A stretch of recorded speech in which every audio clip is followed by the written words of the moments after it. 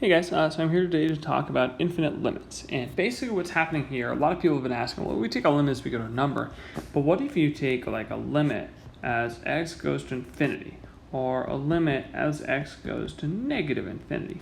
Now these aren't numbers necessarily, but basically this is saying like, what happens when you go all the way to the left side or the right side of a graph?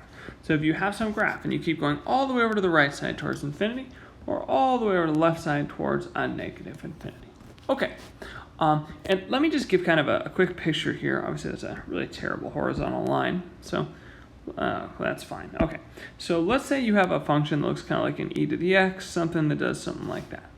So in this case, on the left side, you would say the limit as x goes to negative infinity. So all the way over to the left side would equal 0. Because, again, we're talking about the height of the graph, and as we go to negative infinity, that height approaches 0. If we were to take a look at the right side, the limit as x goes to infinity of f of x, I would say that limit is infinite, because it just keeps going higher and higher as we go over.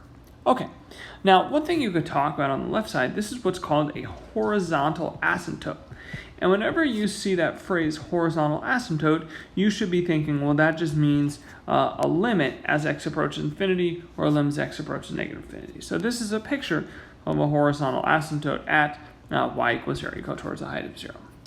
Okay, so that's what we're trying to find out, is basically what happens if we go all the way to the left or all the way to the right side of our graph. Okay.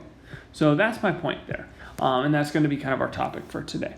So the first thing I want to do is kind of talk about building up your intuition and some things with how can we use infinity, multiply it or divide it or something by a number. Okay, so as you might expect, if you take like, let's just call this working with infinity.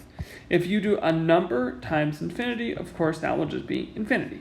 If you were to do a negative number times infinity, that would of course be negative infinity, right? 2 infinities is still infinity. Same thing if you want to do infinity squared, that would still be infinity.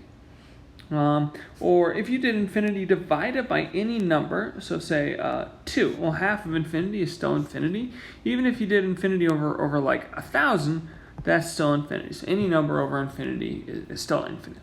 On the other side of things, if we did 1 over infinity is 0, right? How many times infinity go into 1? None, it doesn't go in at all.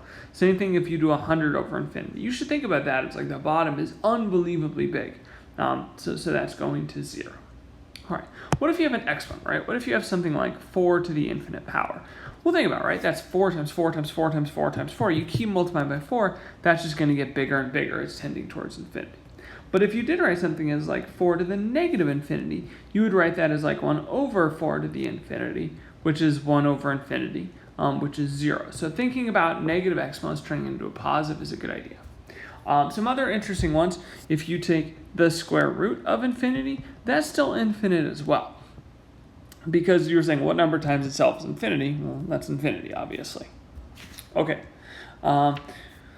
Let's do some other ones kind of similar to these. Let's talk about limits. So if you were to take, for example, the limit as x goes to infinity of 1 over x, well, what you really want to do is just plug in infinity for x and kind of see what happens. Okay, so you get 1 over infinity, so that goes to 0.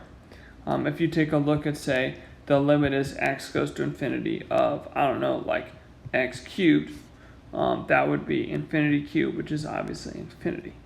One thing worth noting, though, think about a negative one. If you took a limit as x goes to negative infinity of x squared, that would be, let's see, that's negative infinity squared. Any negative squared will be a positive, so that's a positive infinity. But if you took a limit as x went to negative infinity of x cubed, that would give you a negative infinity cubed. Well, negative 1 to the third power is negative, infinity cubed is still infinity, so that would actually still be a negative infinity. So if you have a negative infinity to kind of an even positive power would be a positive infinity, negative infinity, to an odd positive power would be negative infinity. Okay, so that's some of our intuition on that. In our next video, we're going to talk about what happens if you have kind of polynomials and that sort of thing. Okay, thanks for watching, guys.